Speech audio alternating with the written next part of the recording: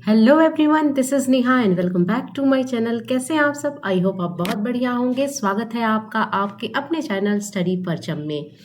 CTET paper 2 SST की class start हो चुकी है और अभी हम सबसे पहले ज्योग्राफी की क्लासेस स्टार्ट हुई हैं, तो हम ज्योग्राफी को पढ़ रहे हैं।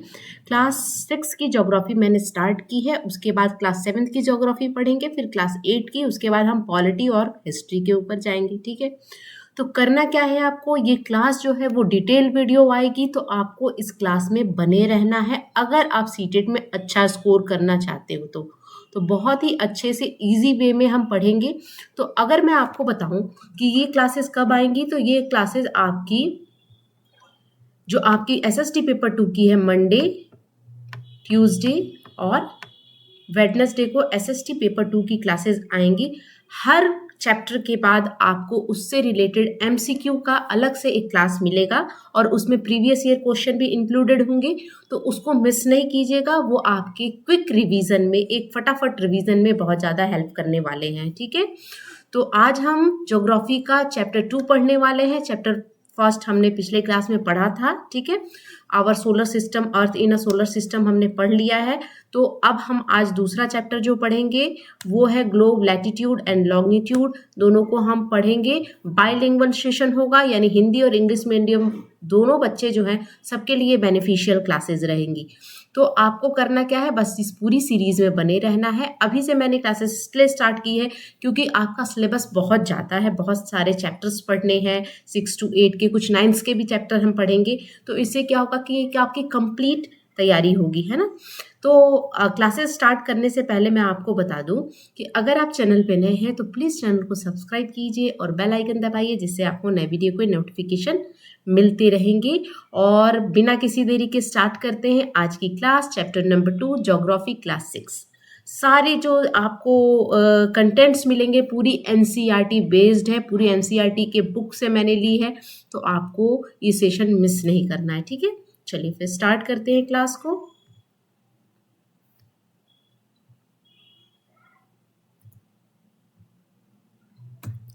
सबसे पहले जो हम चैप्टर पढ़ने वाले हैं वो है chapter number 2, geography, globe, latitude and longitudes, है ना। यानी ग्लोब अक्षांश और देशांतर, यानी अक्षांश और देशांतर रेखाएं क्या होती है उनके बारे में हम फुल डिटेल में पढ़ेंगे। अक्षांश क्या होता है, देशांतर रेखाएं क्या होती हैं और इनकी ज़रूरत क्यों पड़ी, है ना। ये जो हमारा ग्लोब है ना, ग्लोब क्या है? ग्लोब जो है ये मॉडल ऑफ अर्थ है, अर्थ का मॉडल है, एक क्या है, नमूना है ना। हमारे पृथ्वी का मॉडल है, क्या है? अर्थ, ये जो ग्लोब है। क्योंकि पृथ्वी तो बहुत बड़ी है, लेकिन पृथ्वी के बहुत सारे अलग अलग जगह है, अलग अलग तरह की क्लाइमेटिक कंडीशन है, अलग अलग पोजीशन पे अलग अलग देश है। तो उन चीज़ों को समझने के लिए हमें ग्लोब की आवश्यकता हुई। और ग्लोब क्या है? Is a model of Earth, पृथ्वी का एक नमूना है ग्लोब। तो ये ग्लोब के बारे में हमने पढ़ा। ठीक है, तो इसमें हमें मेनली पढ़ना है कि अक्षांश क्या होता है और देशांतर रेखाएं क्या होती है और इसकी ज़रूरत क्यों पड़ी, है ना। तो मैं यहाँ पे थोड़ा सा आपको बता दूं, अक्षांश और देशांतर रेखाएं की ज़रूरत इसलिए पड़ी कि हमें किसी भी प्लेस का एग्जैक्ट लोकेशन पता करना होगा, तो हमें इन रेखाओं की ज़रूरत पड़ेगी, है ना। इन रेखाओं की जरूरत पड़ेगी। ये रेखाएं जहां दोनों मिलेंगी वहां पे एक एग्जैक्ट एड्रेस, एग्जैक्ट पता हमें उस पोजीशन के बारे में पता होगा। तो ये रेखाएं इसलिए ज़रूरी है कि अगर हमें किसी भी लोकेशन का, किसी भी जगह का अगर एग्जैक्ट पता चाहिए, एक्यूरेट पता चाहिए, तो ये रेखाएं हमें हेल्प करेंगी, है ना। तो सबसे पहले हम क्या पढ़ेंगे, इन रेखाओं में सबसे इम्पॉर्टेंट जो एक रेखा है ना, जो एक लाइन है, उसके बारे में पढ़ेंगे। और उसको हम क्या बोलते हैं? हम बोलते हैं इक्वेटर, है ना। इक्वेटर किसे कहते हैं? आप इस इमेज में देख सकते हो, एक ऐसी इमेजिनरी लाइन होती है। इक्वेटर क्या है? ये आपके पृथ्वी को दो इक्वल पार्ट में डिवाइड करती है ना। इक्वेटर, ये जो लाइन दिख रही है ना, इसको हम इक्वेटर कहते हैं। और ये 0 डिग्री पर होती है ना। इसको 0 डिग्री लैटिट्यूड यानी 0 डिग्री अक्षांश पे कौन सी रेखा है? तो वो इक्वेटर है, जिसको हम विषुवत रेखा के नाम से जानते हैं। ठीक है, तो ये रेखा क्या है? आपको ऊपर में क्या हो गया? ऊपर में हो गया नॉर्थ और नीचे हो गया साउथ। ये जो आप अगर पृथ्वी को आप देखेंगे तो ये नॉर्थ होता है और ये होता है साउथ, यानी ये उत्तर ध्रुव और ये दक्षिणी ध्रुव। उत्तरी ध्रुव और दक्षिणी ध्रुव को बांटने वाली रेखा कौन सी है? तो वो होती है इक्वेटर यानी विषुवत रेखा।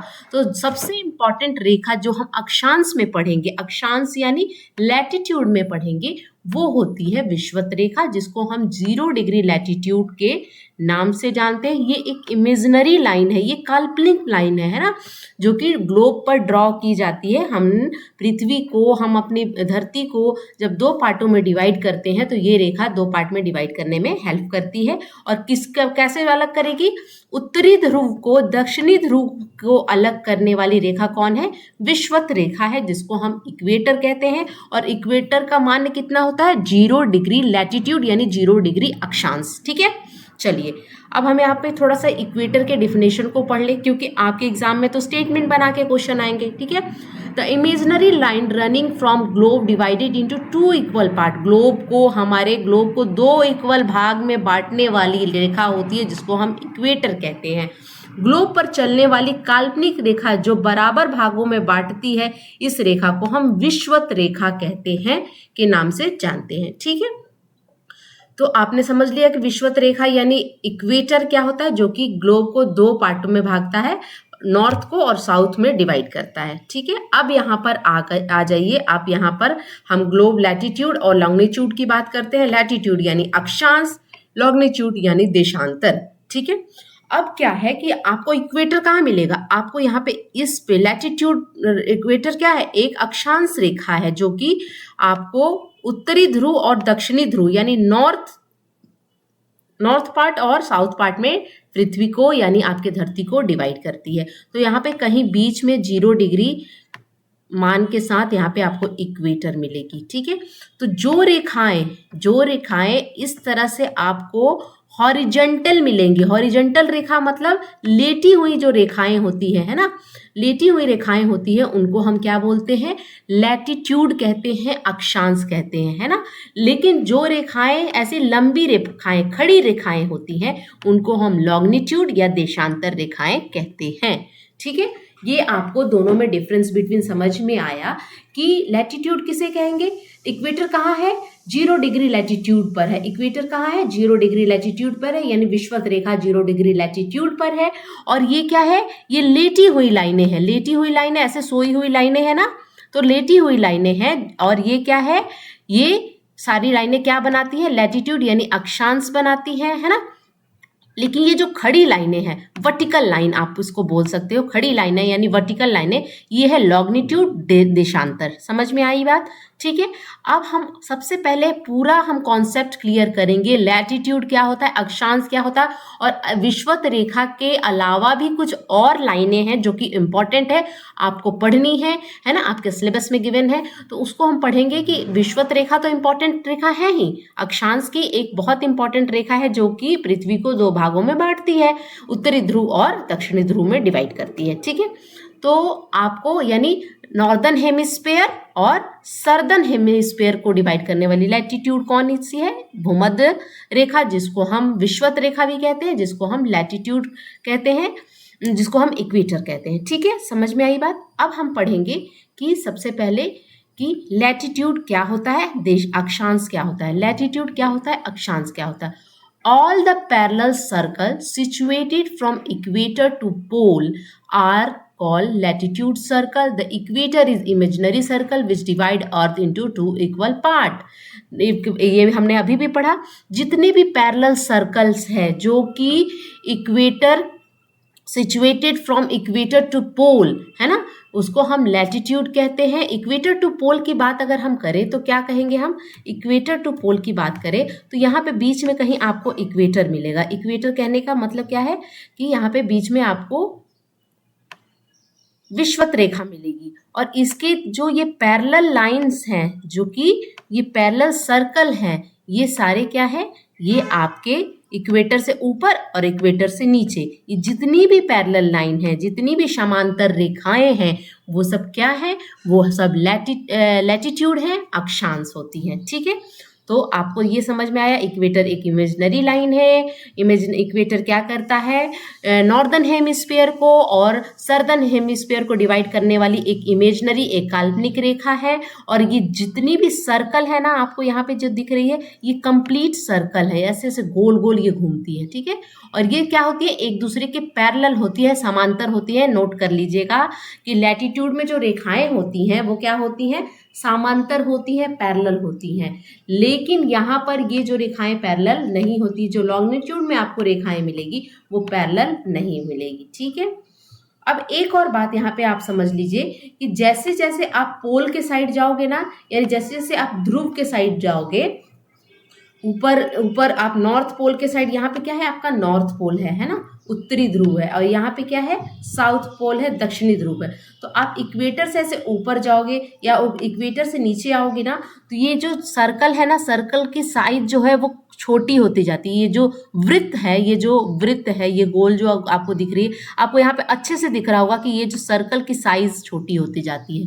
तो यहाँ पर क्वेश्चन बनता है कि क्या जो हमारा इक्वेटर से जैसे जैसे हम ध्रुव की तरफ जाएंगे, या ये दक्षिणी ध्रुव हो या आपकी उत्तरी ध्रुव हो, यानी आप नॉर्थ पोल के साइड जाओगे या साउथ पोल के साइड, क्या जो वो सर्कल है वो क्या छोटी होती है? तो यस, सर्कल जो है वो छोटी होते जाती है। आपको यहाँ पे दिख भी रहा होगा, ये बड़ी है, उससे छोटी ये उससे छोटी है, तो ये डिक्रीज होती है। ये सब चीज़ें मैंने यहाँ पे नोट्स में बनाई है, आप देखना, ठीक है।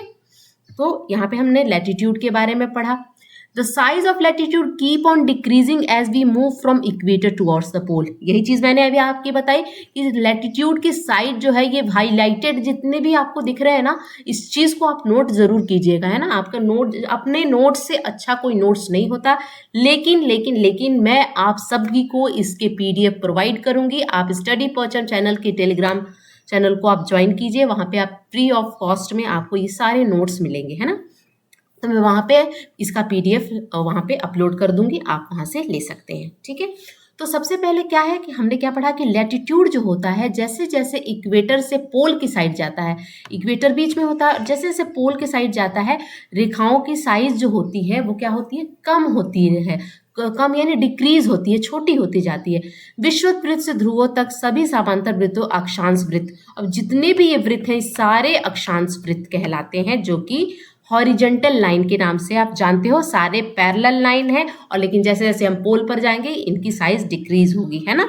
तो आकार यहाँ पर देखिए, जब पृथ्वी 2 बराबर भागों में बांटा जाता है तो विषुवत वृत्त से ध्रुव की ओर जाने पर अक्षांश का आकार क्या होता है, छोटा होता है। अक्षांश छोटा होते जाता है जैसे जैसे आप पोल पे जाते हो।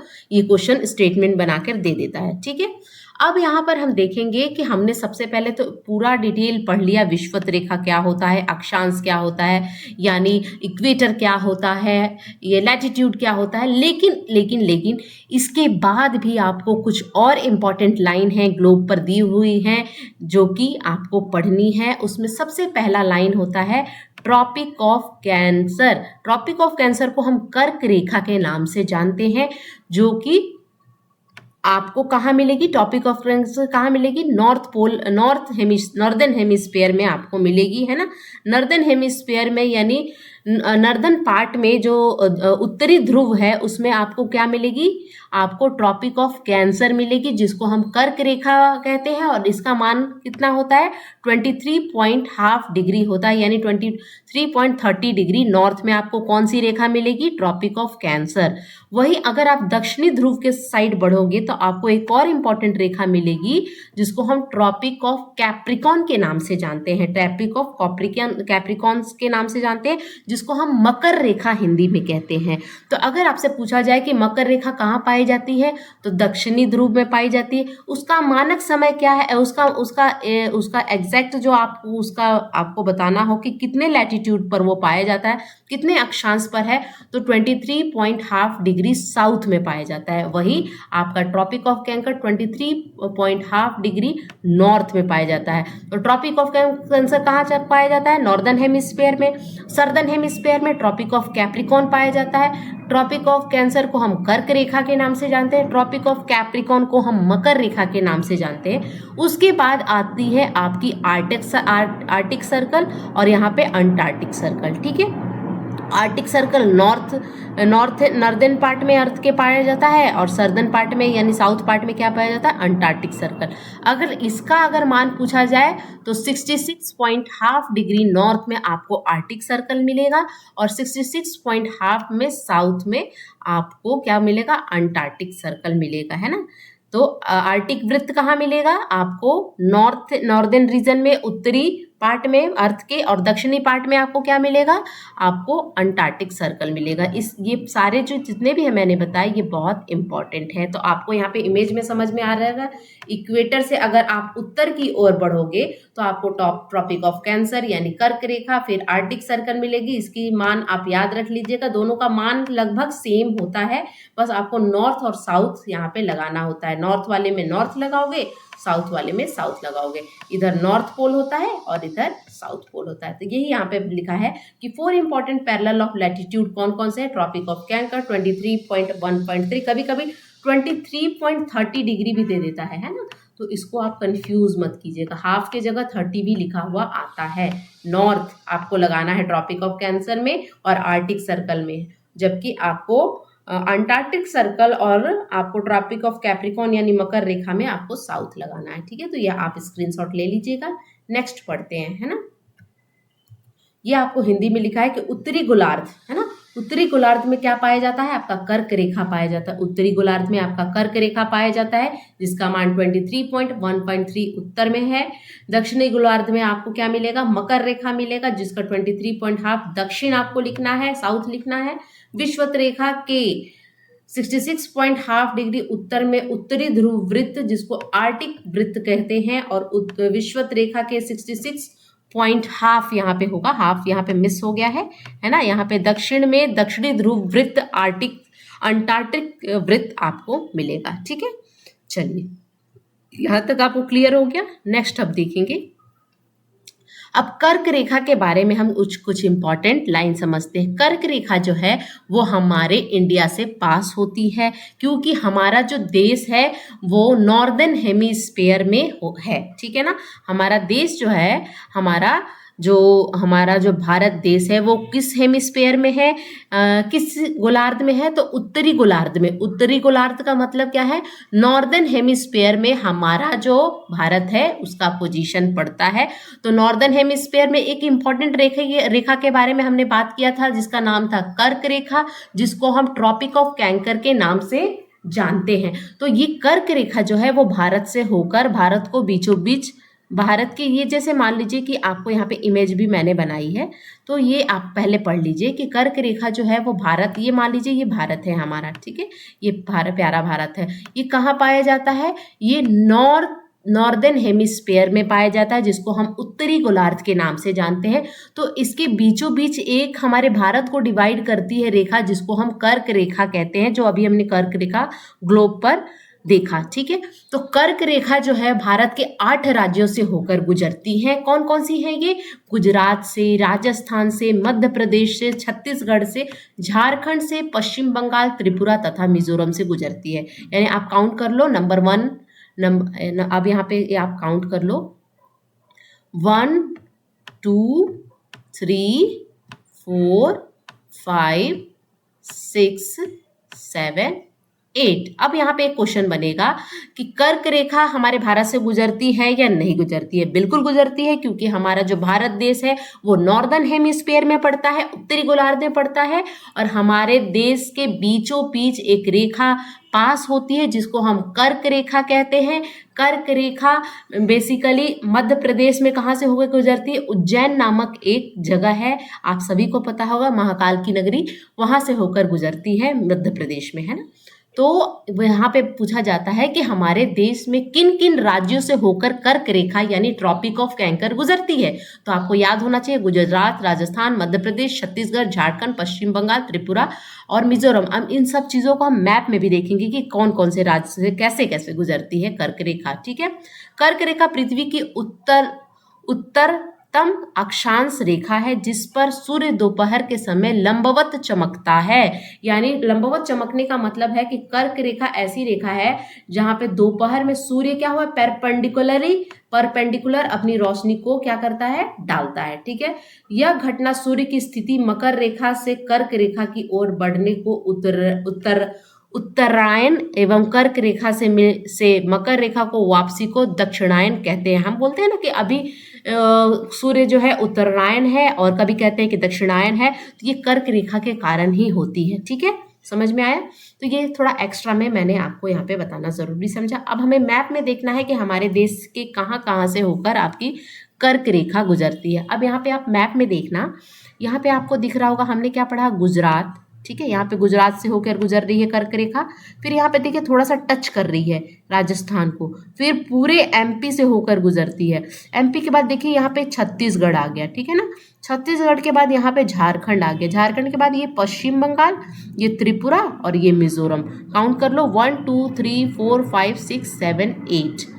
ठीक है ना, तो कर्क रेखा हमारे भारत के बीचों बीच से होकर गुजरती है और 8 राज्यों से होकर गुजरती है। इस चीज को याद रखिएगा। ठीक है, अब ग्लोब लैटिट्यूड और लॉन्गिट्यूड के बारे में हम बात कर रहे थे। ठीक है, तो अभी हम पढ़ेंगे हीट जोन, उसके बाद हम लॉन्गिट्यूड के ऊपर जाएंगे। ठीक है, लॉन्गिट्यूड क्या है, एक बार अब लॉन्गिट्यूड को हम पढ़ते हैं। लॉन्गिट्यूड क्या है? लॉन्गिट्यूड जिसको हम देशांतर रेखाएं कहते हैं, ये उत्तरी गोलार्ध को उत्तरी ध्रुव को दक्षिणी ध्रुव से मिलाने वाली रेखा कौन सी है? तो आपकी देशांतर रेखाएं हैं। देशांतर रेखाओं का काम क्या है?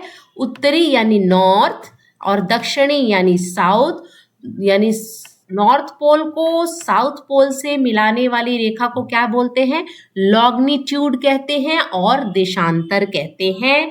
और जैसे जैसे ये पैरेलल नहीं है, ये वाली रेखाएं पैरेलल थी, समांतर थी, और जैसे जैसे हम जा रहे थे तो ये घट रही थी। लेकिन ये क्या है ना कि ये रेखाओं की जरूरत क्यों पड़ी? अब यहाँ पर तो हमको 0 डिग्री लैटिट्यूड मिल गया था, लेकिन यहाँ पर ये क्या है ना, ये चारों तरफ ये सेमी सर्कल है, ये कंप्लीट सर्कल है, ये जो कंप्लीट सर्कल है ना, कंप्लीट वृत्त है ना, संपूर्ण वृत्त है। लेकिन यहाँ जो है लॉन्गिट्यूड और लैटिट्यूड में आपको डिफरेंस पता होना चाहिए कि ये जो है ये सेमी सर्कल है। अगर क्वेश्चन आ जाए कि क्या लॉन्गिट्यूड सेमी सर्कल होता है, तो यस, ये सेमी सर्कल होता है, ये आधा होता है ना। और इसका काम क्या है?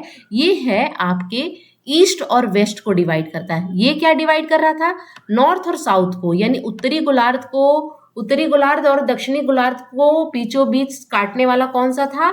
लैटिट्यूड लाइनें थी, जो कि इक्वेटर कर रहा था। लेकिन ये जो है यहाँ पर जब 0 डिग्री हम आगे पढ़ेंगे कि किसको माना गया, क्यों माना गया, तो ये क्या करता है, लॉन्गिट्यूड लाइन की हमें जरूरत क्यों पड़ी? क्योंकि हमें दक्षिण को पूर्व से ईस्ट को हमें वेस्ट से अलग करना था। यहाँ तो हमने नॉर्थ को साउथ से अलग कर लिया, लेकिन ईस्ट को वेस्ट से अलग करने के लिए भी तो एक हमें लाइन चाहिए जो कि बीचों बीच होनी चाहिए। तो वो कैसे लिया गया, क्यों लिया गया, वो सब हम अभी आगे पढ़ेंगे। ठीक है, अभी हम पढ़ेंगे हीट जोन। हीट जोन क्या होता है, यानी पृथ्वी के ताप क्षेत्र क्या है। पृथ्वी के ताप क्षेत्र में आपको क्या पढ़ना है? सबसे पहले आप ये देखिए कि ये आपकी सूर्य है। ठीक है, ये आपका सन है, और सन क्या है ना, पृथ्वी क्या है, गोल घूमती है ना। तो क्या होता है कि कभी इस एरिया में सूर्य की रोशनी रहेगी तो कभी इस एरिया में रहेगी। तो पृथ्वी गोल गोल घूमती रहती है, तो एक बराबर सूर्य की किरणें कभी भी नहीं पड़ती हैं, हमेशा चेंज होते रहती हैं। ठीक है, तो ये आपका क्या हो गया, ये आपका सन हो गया। ठीक है, तो मान लीजिए कि ये पोर्शन सन के सामने है, ये वाला जो पृथ्वी का भाग है ना, ये सन के सामने है, ये आपकी सन की रेज आ रही है। ठीक है, तो जब क्या होगा, यहाँ पर आपको इस हिसाब से सूर्य की ऊष्मा किस एरिया में कितनी पड़ रही है, इस हिसाब से हमने अपनी पृथ्वी को 3 पार्ट में डिवाइड किया है ना, 3 पार्ट में डिवाइड किया। उसी को हम बोलते हैं हीट जोन ऑफ अर्थ, जिसको पृथ्वी का ताप क्षेत्र के नाम से जानते हैं। अब क्या है कि जो ये सामने है, बिल्कुल जो सामने है, ये वाली जो आपको बिल्कुल सामने दिख रही है, यहाँ पर आपको क्या है कि सूर्य की किरणें एकदम सीधी पड़ रही है, परपेंडिकुलर पड़ रही है। आपको सूर्य की किरणें यहाँ पे सीधी दिखेंगी, है ना। तो जहाँ पे सीधी दिखेंगी तो आप क्या समझ सकते हो कि जहाँ पे स्ट्रेट एकदम दिख रही है सूर्य की किरणें, अगर आपके ऊपर कोई लाइट डायरेक्ट पड़ती है तो आपको गर्म फील होगी ना। तो जहाँ पे सूर्य की किरणें एकदम डायरेक्ट पड़ रही हैं, है ना, डायरेक्ट पड़ रही हैं, सीधी पड़ रही हैं, तो वहाँ गर्मी बहुत ज़्यादा होगी, है ना, गर्मी बहुत ज़्यादा होगी। और कहाँ से कहाँ तक पड़ती हैं? ट्रॉपिक ऑफ कैंसर से ट्रॉपिक ऑफ कैप्रिकॉर्न के बीच का जो ये आपको एरिया दिख रहा है ना, यहाँ पे सूर्य की किरणें जो होती हैं वो एकदम सीधी पड़ती हैं, इसलिए यहाँ पे गर्मी बहुत ज़्यादा होती है। और इसको हम टोरॉइड जोन के नाम से जानते हैं। किस जोन के नाम से जानते हैं? टोरॉइड जोन के नाम से जानते हैं। हिंदी में बोले तो उष्ण कटिबंधीय जोन, उष्ण कटिबंधीय क्षेत्र है ये, ठीक है, उष्ण कटिबंधीय क्षेत्र है, ठीक है। अब यहाँ पर देखिए कि हमने क्या बोला कि यहाँ पे डायरेक्ट पड़ रही है सूर्य की किरणें, ये आपका क्या है? सन है, सूर्य है, ठीक है।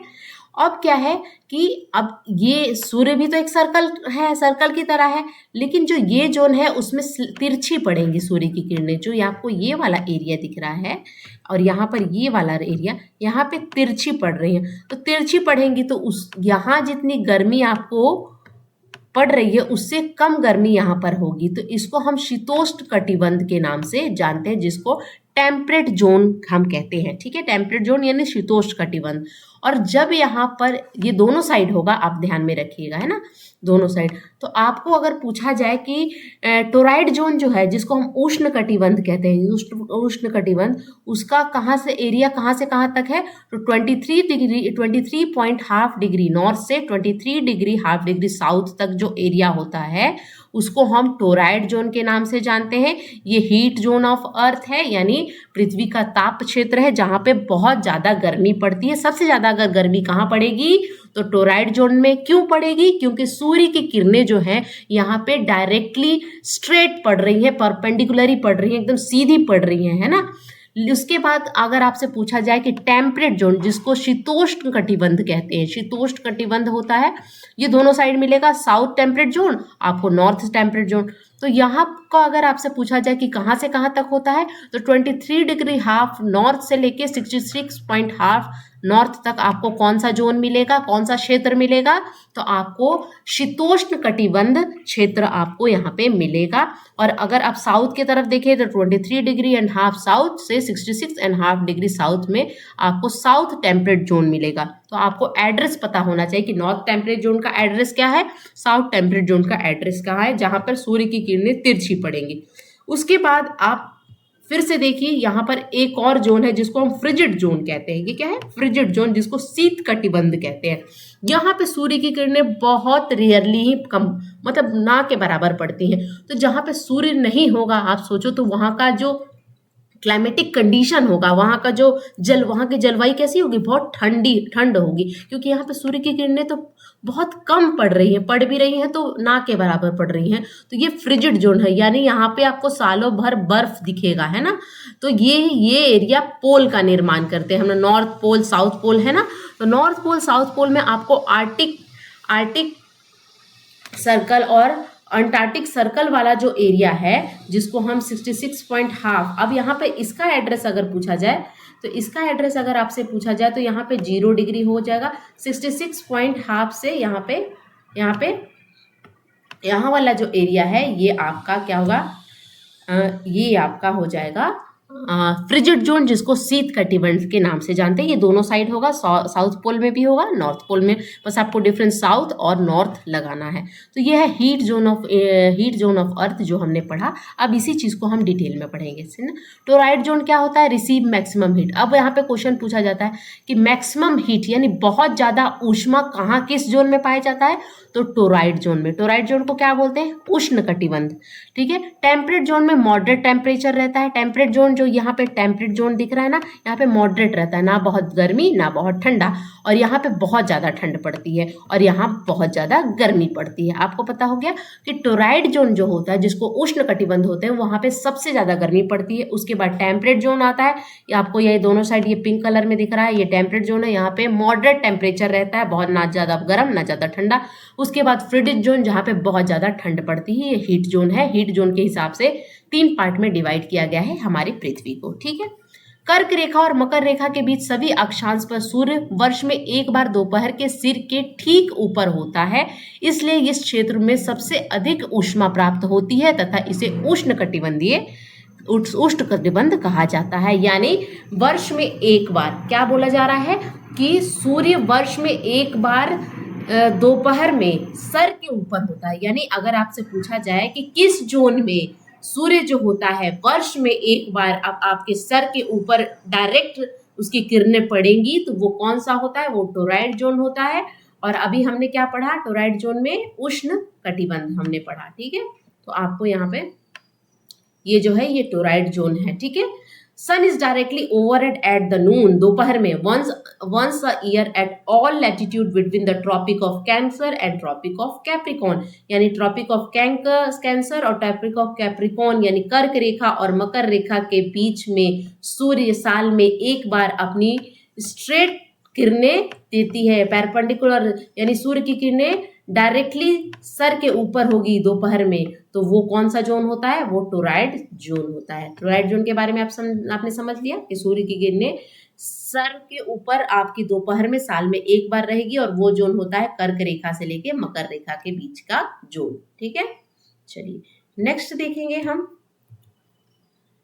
अब हम शीतोष्ण कटिबंध के बारे में करेंगे। ध्रुव की तरफ, ध्रुव की तरफ ये क्या है, ये ध्रुव है ना, नॉर्थ पोल है और ये साउथ पोल है। ठीक है, यानी उत्तरी ध्रुव है और ये दक्षिणी ध्रुव है, नीचे में है ना, ये आपको दिख रहा है। तो क्या है, ध्रुव की तरफ सूर्य की किरणें तिरछी पड़ती हैं। अब मैंने आपको पिक्चर में बताया था ना कि ऐसे जो सूर्य है यहाँ पे तिरछी पड़ रही हैं, तिरछी पड़ रही है तो ज्यादा टेम्परेचर तो होगा नहीं, मॉडरेट टेम्परेचर होगा, है ना। तो क्या होता है कि ध्रुव की तरफ सूर्य की किरणें तिरछी होती हैं। इस प्रकार उत्तरी गोलार्ध में कर्क रेखा तथा उत्तरी ध्रुव वृत्त है ये। ठीक है, उत्तरी ध्रुव वृत्त में कर्क रेखा, उत्तरी ध्रुव वृत्त तथा दक्षिणी गोलार्ध में मकर रेखा। अब यहाँ पे आ जाइए, अब आपसे टेम्परेट जोन पूछेगा तो मकर रेखा से लेके आपको उत्तरी ध्रुव, दक्षिणी ध्रुव, और यहाँ पे कर्क रेखा से लेकर उत्तरी ध्रुव वाला जो एरिया होता है, ये क्या होता है, आपकी शीतोष्ण कटिबंध होता है, जिसको हम टेम्परेट जोन कहते हैं। यानी आपकी अगर हम इसमें देखें, है ना, अगर हम ये वाला हेमिस्फीयर को देखें तो यहाँ पे ट्रॉपिक ऑफ कैंसर से लेके आपको आर्टिक सर्कल के बीच का जो एरिया होता है वो नॉर्थ टेम्परेट होता है। और अगर हम इस वाले हेमिस्फीयर को देखें तो यहाँ पर आपको ट्रॉपिक ऑफ कैप्रिकॉन यानी मकर रेखा से लेकर अंटार्कटिक सर्कल के बीच का जो एरिया होता है वो साउथ टेम्परेट होता है, और नॉर्थ टेम्परेट आपको ऊपर में दिखेगा। ठीक है, समझ में आया। तो यहाँ पे बस वही चीज लिखा हुआ है, आप इसको स्क्रीनशॉट ले लीजिएगा। ध्रुव की तरफ हमने ये पढ़ा, the sun ray become oblique towards the pole, thus the temperature of the area between the tropic of Cancer and north pole circle in the northern hemisphere and between the tropic of Capricorn और south pole circle in a southern hemisphere remain moderate. This is why these are called the temperate zone. समझ में आया, heat zone हमने पढ़ा temperate zone में। अब हम last zone पढ़ेंगे जिसको शीत कटिबंध बोलते हैं, फ्रिजिड जोन बोलते हैं। यहाँ पर क्या कंडीशन होती है, ठीक है।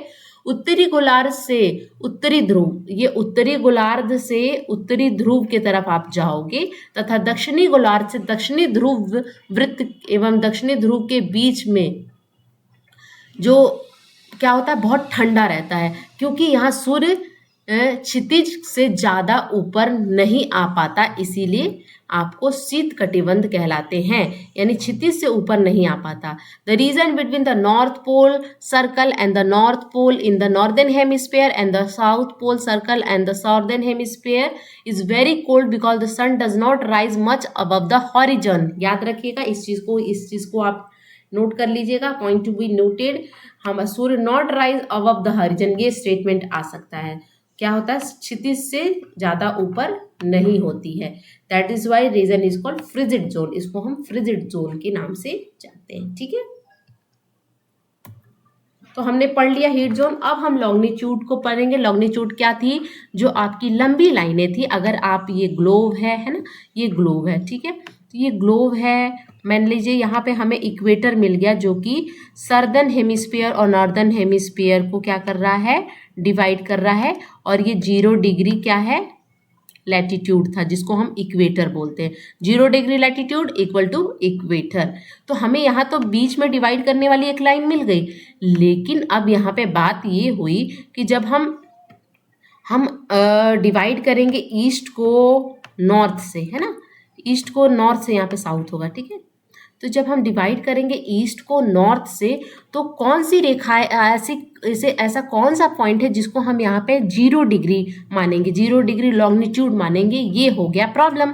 यहाँ पे तो हमें इक्वेटर मिल गया जो कि 2 भाग में बांट दिया, लेकिन जब हम लॉन्गिट्यूड की बात करते हैं, हम देशांतर की बात करते हैं, तो अब यहाँ पे ये जो है ना, ये देशांतर रेखाएं इस तरह से रहती हैं, ठीक है। और जैसे जैसे हम ऊपर जाते हैं ना, जैसे जैसे ये नॉर्थ पोल की साइड जाती है ना, इन दोनों के बीच की दूरी जो होती है वो कम होती है। इस चीज़ को नोट कर लीजिएगा। जैसे यहाँ पे मैं अच्छे से अगर आपको बनाऊं, तो जैसे ये हो गया नॉर्थ पोल, नॉर्थ पोल से साउथ पोल को मिलाने वाली रेखा कौन होती है? लॉन्गिट्यूड होती है, जिसको हम देशांतर कहेंगे। तो जैसे जैसे आप ना ये पोल के साइड बढ़ोगे, देखिए यहाँ पे आपको दूरी ज़्यादा लगेगी, लेकिन जैसे जैसे आप ऊपर बढ़ोगे, इन दोनों लाइनों के बीच की दूरी कम होते जाती है। तो ये इसकी कैरेक्टरिस्टिक्स है। तो क्या हुआ? The line of reference running from north pole to south pole is called meridian of longitude. Vertical line होती है ये. The distance between them is measured in a degree of longitude. All meridian are equal length. जितने भी meridian, हमने क्या पढ़ा था, जितने भी ये मेरिडियन लाइंस हैं, है ना, ये क्या होते हैं? इक्वल लेंथ के होते हैं। यानी इक्वल लेंथ का मतलब है कि ये ऊपर से नीचे तक इनकी लेंथ जो होती है बराबर होती है। और यहाँ पे जो ये क्या होता है, ये पोल होता है, तो यही लाइन इधर भी है, ठीक है। यही लाइन आपको ये भी है। जैसे आपको यहाँ पे फिर से मैं इमेज बना के दिखाऊं, तो ये जो आपका ये है, नॉर्थ पोल से साउथ पोल को मिलाने वाली कौन सी लाइन है? देशांतर यानी लॉन्गिट्यूड। तो ये लाइनें जो है ना, ये आपको जो दिख रही है, ये लाइनें, ये लाइन है ना, यही लाइन इधर भी है, ठीक है ना, ये इस तरह से है। तो यहाँ पे यही बोला जाता है कि जितने भी मेरिडियन है वो लाइन जो है वो इक्वल है, लेकिन जैसे जैसे हम पोल पे जाएंगे, 2 लाइनों के बीच की दूरी कम होती है, ठीक है। The meridian which pass through the Greenwich where the British royal observatory is located is called prime meridian. अब यहाँ पे साइंटिस्ट ने क्या किया कि हमको तो इक्वेटर 0 डिग्री मिल गया था, लेकिन यहाँ पर 0 डिग्री किसको माना गया? रॉयल ऑब्जर्वेटरी थी, एक ग्रीनविच जगह है, लंदन में एक ग्रीनविच जगह है, उसको वहाँ से जो लॉन्गिट्यूडनल लाइन देशांतर रेखा गुजर रही थी, उसको वहाँ पे वो साइंटिस्ट ने उसको 0 डिग्री क्या मान लिया? लॉन्गिट्यूड मान लिया, ठीक है। जैसे ये ग्रीनविच लाइन है जो कि लंदन के ग्रीनविच गांव है, ग्रीनविच गांव है लंदन का, वहाँ से होकर गुजरती है, जहाँ पे लंदन का रॉयल ऑब्जर्वेटरी लोकेटेड है, उसको हमने 0 डिग्री लॉन्गिट्यूड माना। और 0 डिग्री लॉन्गिट्यूड को हम किस नाम से जानते हैं? प्राइम मेरिडियन के नाम से जानते हैं। 0 डिग्री लैटिट्यूड को हम किस नाम से जानते थे? इक्वेटर के नाम से जानते थे। 0 डिग्री लॉन्गिट्यूड यानी जो देशांतर की जो मेन रेखा है जो कि 0 डिग्री पर है, उसको हम प्राइम मेरिडियन के नाम से जानते हैं, ठीक है। तो इस तरह से हमने क्या किया? अर्थ को इधर ईस्टर्न हेमिस्फीयर और वेस्टर्न हेमिस्फीयर में डिवाइड किया। तो अब आपसे अगर क्वेश्चन पूछा जाए कि ईस्टर्न हेमिस्फीयर और वेस्टर्न हेमिस्फीयर यानी आपकी पूर्वी और पश्चिमी गोलार्ध को डिवाइड करने वाली कौन सी लाइन है? तो प्राइम मेरिडियन है, वो ग्रीनविच में है। ग्रीनविच कहाँ है? ब्रिटिश रॉयल ऑब्जर्वेटरी है जो कि लंदन का एक गांव है, ठीक है।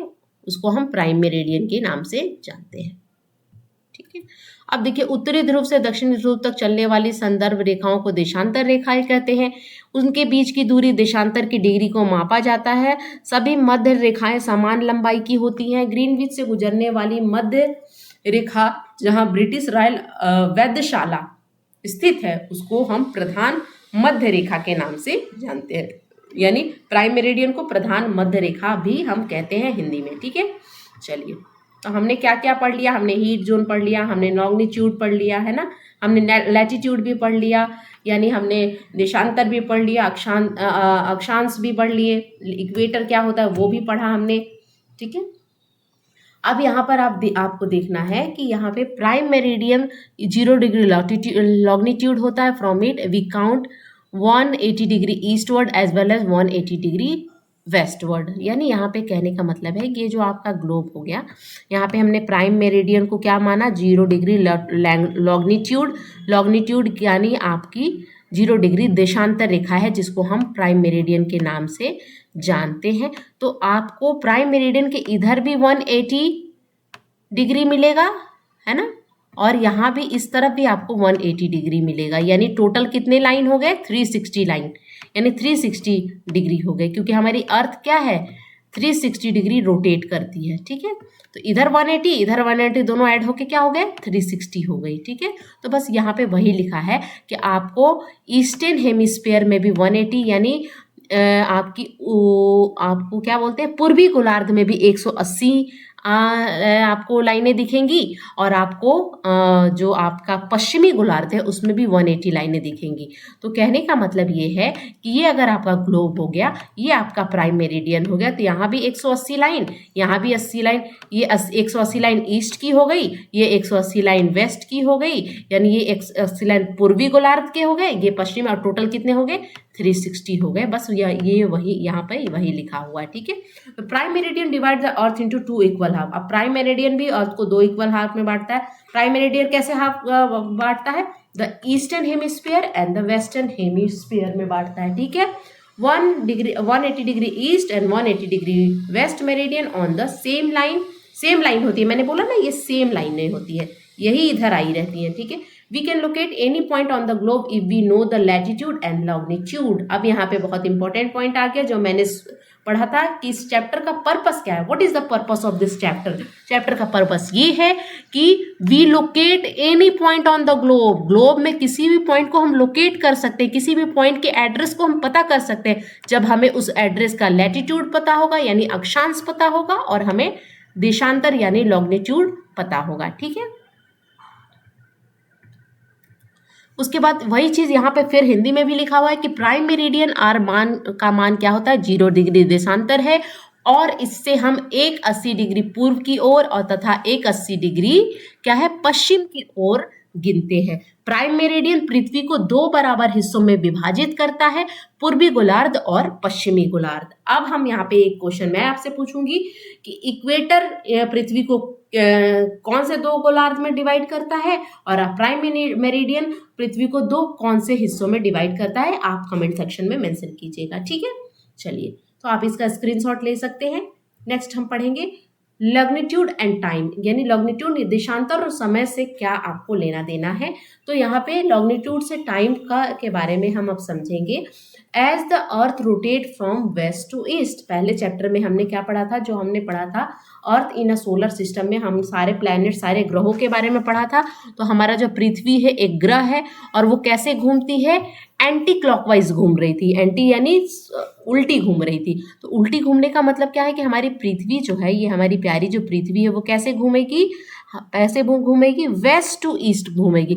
ये आपका वेस्ट हो गया और ये आपका ईस्ट हो गया, यानी ये आपका पूर्व हो गया, ये आपका पश्चिम हो गया। तो हमारी पृथ्वी ऐसे घूमती है, ठीक है ना, ऐसे घूमती है। ठीक है, तो यहाँ पर यही बोल रहा है कि as the earth rotate from west to east those place east of Greenwich. अब यहाँ पे क्या था, एक ग्रीनविच लाइन था जिसको हमने क्या बोला था, प्राइम मेरिडियन बोला था, 0 डिग्री लॉन्गिट्यूड, जिसको देशांतर के नाम से हम जानते हैं।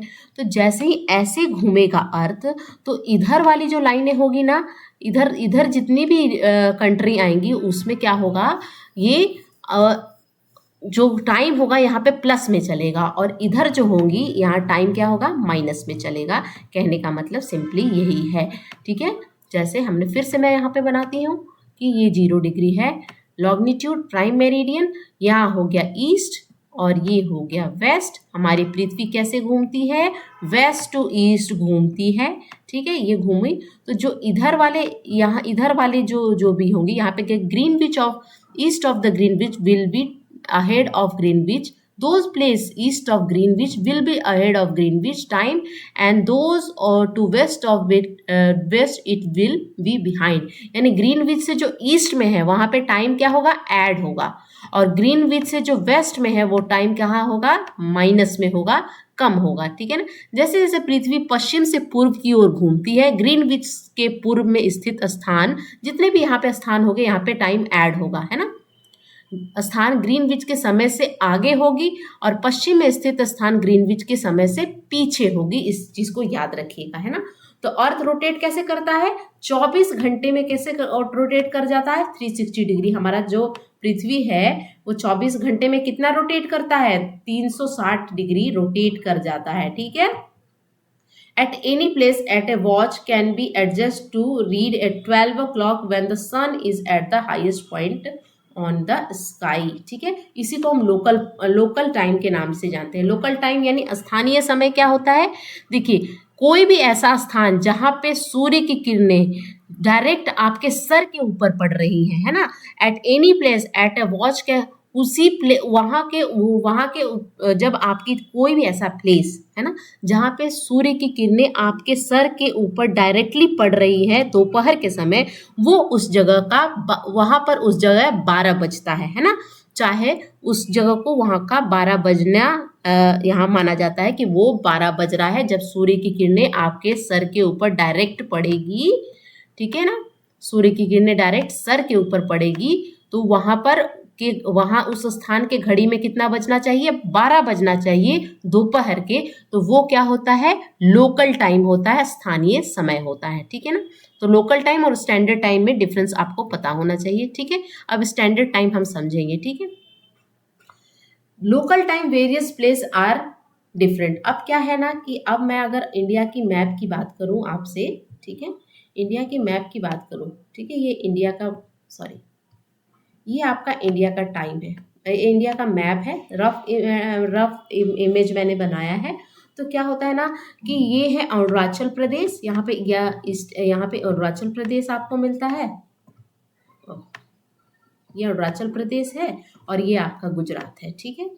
तो क्या है कि यहाँ पर सूर्य की किरणें, यहाँ पे सुबह 4 बजे हो रहा है तो यहाँ पे सुबह कितने बजे हो रहा है, 7 बजे हो रहा है, ठीक है।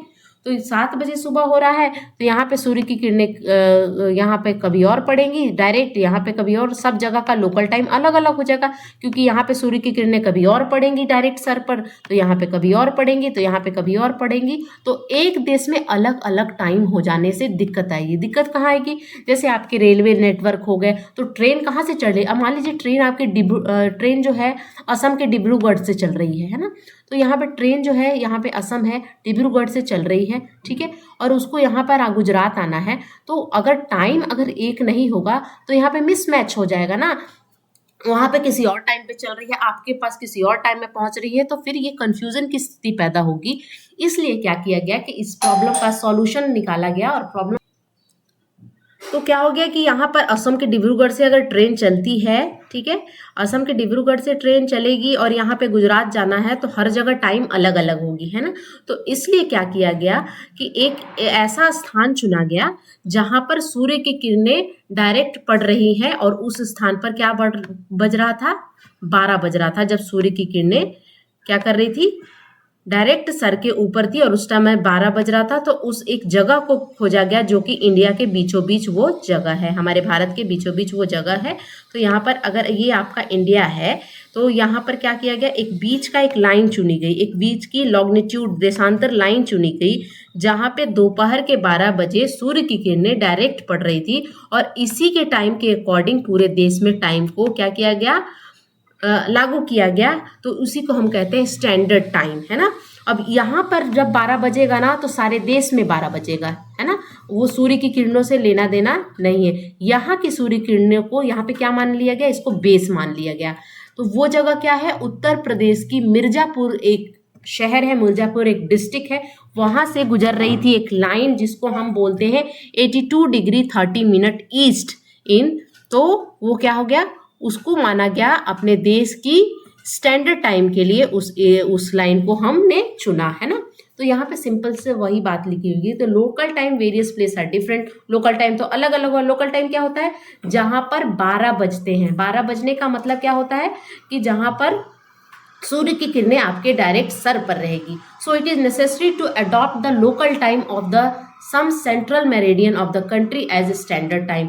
तो हर जगह अलग अलग टाइम पे 12 बज रहा था, तो एक स्टैंडर्ड टाइम के लिए हमने एक प्लेस को चुना जो कि उत्तर प्रदेश के मिर्जापुर से होकर वो क्या लॉन्गिट्यूडनल लाइन गुजर रही थी और वो क्या थी, उसका जो मान क्या था 82 डिग्री 30 मिनट ईस्ट, जो कि इज तो वो माना गया। ठीक है, तो 82 degree 30 minute east is treated at the standard meridian of India. अगर आपसे पूछा जाए क्वेश्चन में कि इंडिया का स्टैंडर्ड मेरिडियन क्या है, तो 82.5 डिग्री ईस्ट है, क्योंकि हमारा जो भारत देश है नॉर्दर्न ईस्टर्न एरिया में पाया जाता है, यानी नॉर्दर्न हेमिस्फीयर में और ईस्टर्न हेमिस्फीयर में पाया जाता है। ठीक है, समझ में आई बात।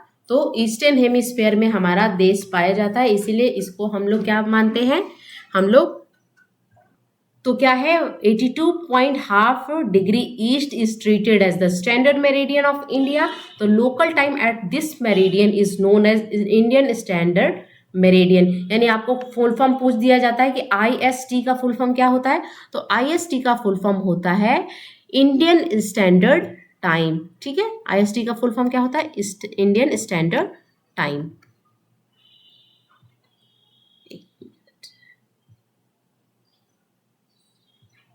ठीक है, India located east of Greenwich. अब यहाँ पे हम फिर से एक मैप ड्रॉ करेंगे।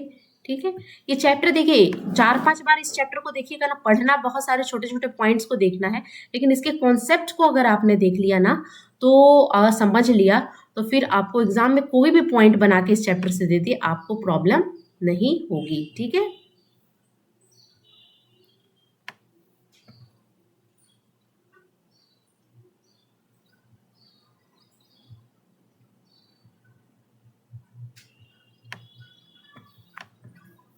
देखिए ये जो ग्लोब है, तो यहाँ पे बीच में क्या हो रहा था आपको, यहाँ पे बीच में आपको प्राइम मेरिडियन था। तो हमारा इंडिया कहाँ पड़ता है, ईस्टर्न हेमिस्फीयर में पड़ता है ना, हमारा इंडिया यहाँ कहीं पड़ेगा ईस्टर्न हेमिस्फीयर में। तो यहाँ पे India located in east of Greenwich. अब ये जो प्राइम मेरिडियन था ये ग्रीनविच में था, तो ईस्ट पड़ रहा था, तो इसलिए क्या होता है ना कि इधर क्या मैंने बताया था कि टाइम ऐड होता है, यहाँ पे प्लस में चलता है। तो अगर आपसे पूछा जाए कि ग्रीनविच से हमारा देश कितने समय आगे है, अगर क्वेश्चन पूछा जाए कितना समय आगे है, तो 5.5 घंटा हम आगे हैं, किससे, ग्रीनविच से। ग्रीनविच क्या है, स्टैंडर्ड प्राइम मेरिडियन है ना, प्राइम मेरिडियन है, जो कि 0 डिग्री लॉन्गिट्यूड पर पड़ता है, 0 डिग्री देशांतर पे पड़ता है। वहां से हम कितना आगे हैं, हम 5.5 घंटा हमारा इंडिया आगे है। 5.5 घंटा कैसे निकला है, हम वहां पे अभी आगे पढ़ेंगे। Some country have greater number of longitude extent and so that adopt more than 1 standard time. अब कुछ कंट्री है जैसे रशिया है, वहां पे 9 स्टैंडर्ड टाइम आपको मिलेगा, लेकिन हमारे भारत में एक ही स्टैंडर्ड टाइम है, जिसको हम क्या बोलते हैं, इंडियन स्टैंडर्ड टाइम, जो कि कहाँ से लिया गया था, उत्तर प्रदेश के मिर्जापुर डिस्ट्रिक्ट से लिया गया था। उसकी लैग्नीट्यूड क्या है, 82.30 डिग्री ईस्ट। ठीक है,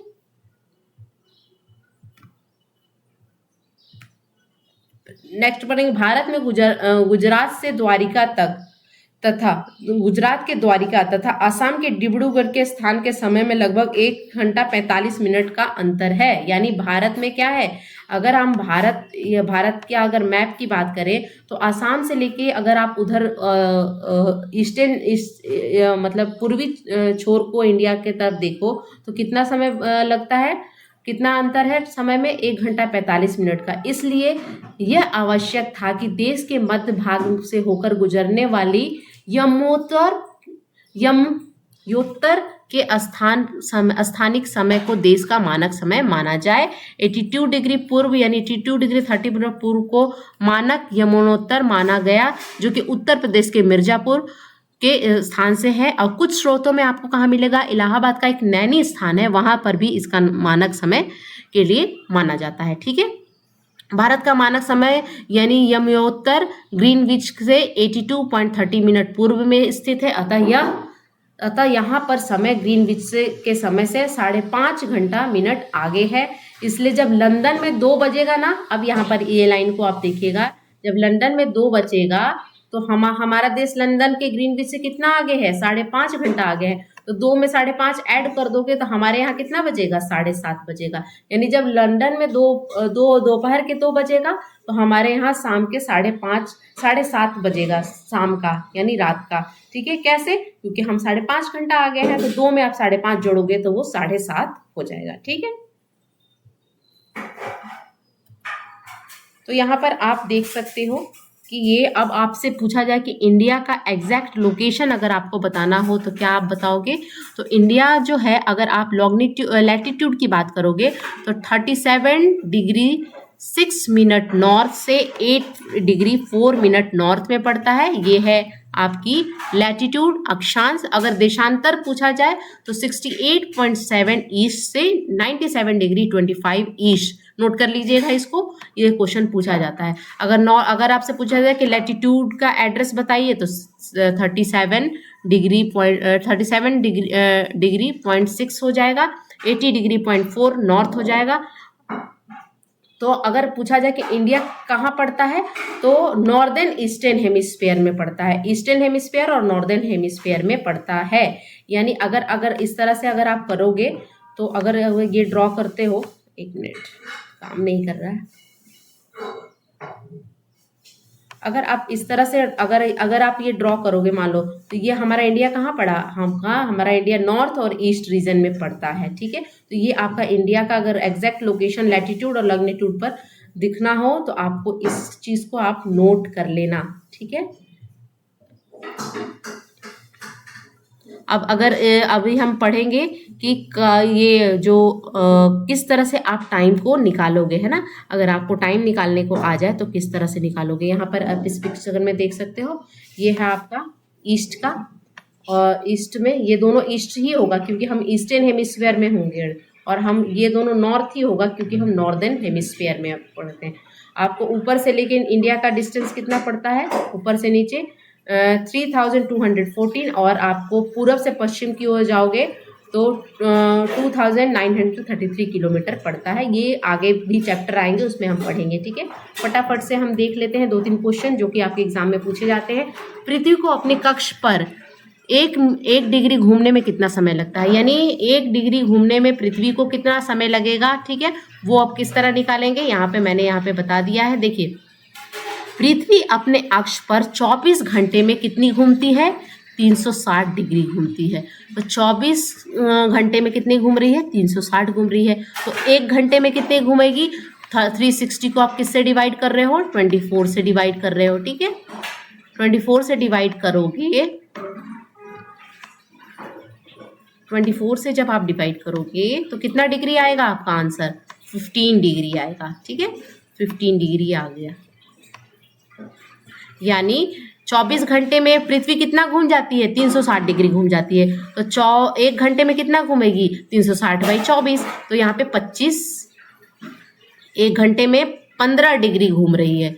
यानी अगर क्वेश्चन पूछा जाए कि 1 घंटे में कितना घूमती है तो 15 डिग्री घूमती है। कैसे निकाले वो आपको समझ में आया। ठीक है, अब क्या है कि 1 घंटे में कितना मिनट होता है, 60 मिनट होता है। ठीक है, तो 15 डिग्री घूमने में समय कितना लगा, 60 मिनट लगा। ठीक है, तो 1 डिग्री घूमने में कितना लगेगा, तो 1 डिग्री घूमने में आप क्या करोगे, 60 मिनट होता है ना, 1 घंटे में कितना होता है, 60 मिनट होता है।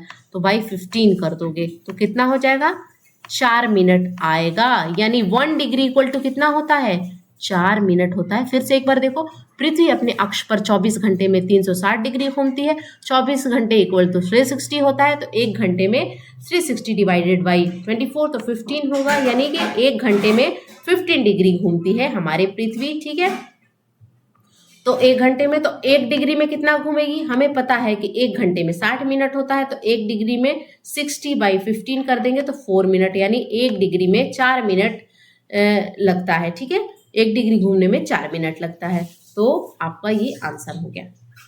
यही क्वेश्चन पूछा था कि 1 डिग्री में कितना घूमेगी, कितना टाइम लगेगा। ठीक है, यदि कोई स्थान ग्रीनविच से 20 डिग्री पूर्व में स्थित है तब ग्रीनविच और उसके स्थान के बीच में कितना अंतर होगा। अब यहाँ पर पूर्व दिया है, ध्यान में रखिएगा। पूर्व में बढ़ने पर हमारी पृथ्वी कैसे घूमती है, वेस्ट टू ईस्ट घूमती है हमारी पृथ्वी।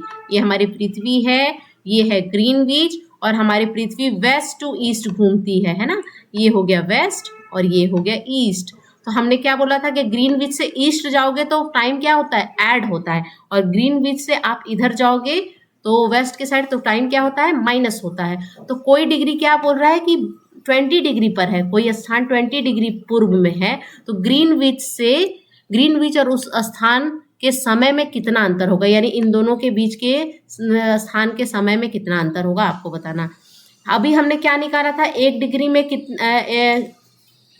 1 डिग्री में कितना मिनट होता है, 4 मिनट होता है। तो यहाँ पे 20 डिग्री है तो 20 को 4 से मल्टीप्लाई करोगे तो क्या हो जाएगा, 80 मिनट हो जाएगा, है ना। तो 1 घंटा 20 मिनट, 80 मिनट में कैसे 1 घंटा 20 मिनट कैसे हो गया। तो देखो 60 मिनट का क्या होता है, 1 घंटा होता है, और 60 मिनट तो ये 1 घंटा हो गया, और 20 मिनट यानी 80 में 60 को माइनस करेंगे तो 20 ही बचेगा ना। तो अर्थात अगर ग्रीनविच में दोपहर के 12 बजे होंगे तब उस स्थान पर 1:20 होगा। कैसे होगा, 1 घंटा 20 मिनट हमने 12 बजे में ऐड कर दिया। समझ में आई बात, यहाँ पे आपको समझ में आ गई बात। चलिए इस तरह से आपको क्वेश्चन को सॉल्व करना है, थोड़ा सा डिफिकल्ट चैप्टर है, 2-3 बार पढ़ोगे तो आ जाएगा, है ना। अब why is it 5:30 PM in India when it is noon in London, ये हमने पहले भी बताया कि क्यों होता है 5:30 बजता है जब इंडिया में, तो 12 में लंदन में 12 क्यों बजता है, ठीक है। तो ये हमने पहले भी पढ़ा कि हमारा मानक समय क्या है, हमारा जो मानक समय है स्टैंडर्ड टाइम है ये है। अब इसको हमने क्या कर दिया, हमने उसी तरीके से निकाल दिया। 0 डिग्री देशांतर है जबकि भारत में इसको लिया गया है, उस तरह से हमने निकाला है। आपका इसका स्क्रीनशॉट ले लीजिएगा, ठीक है। तो आई होप आपको समझ में आ गया होगा कि किस तरह से आप निकालोगे। यहाँ पर देखिए क्या करना था, 1 डिग्री में कितना घूमती है, हमने क्या पढ़ा था, 1 डिग्री में 4 मिनट, 4 मिनट में 1 डिग्री घूमती है, ठीक है। तो ये डिग्री है ना, तो मल्टीप्लाई करोगे तो 330 आ जाएगा, यानी इतना आएगा। अब इसको 60 से करोगे ना तो 5 घंटा 30 मिनट आपको आंसर आ जाता है, ठीक है। तो आप इसका स्क्रीनशॉट ले लीजिएगा, हिंदी में लिखा हुआ है, समझने में कहीं भी दिक्कत नहीं आएगी। मिलती हूँ आपसे नेक्स्ट वीडियो में। आई होप आपको लेक्चर अच्छा लगा होगा, अगर अच्छा लगा है तो लाइक कीजिएगा, शेयर कीजिएगा एंड सब्सक्राइब कीजिएगा। इसके बाद जस्ट आपको मिल जाएंगे इसके MCQ और प्रीवियस ईयर क्वेश्चन। तब तक के लिए thank you so much for watching, bye.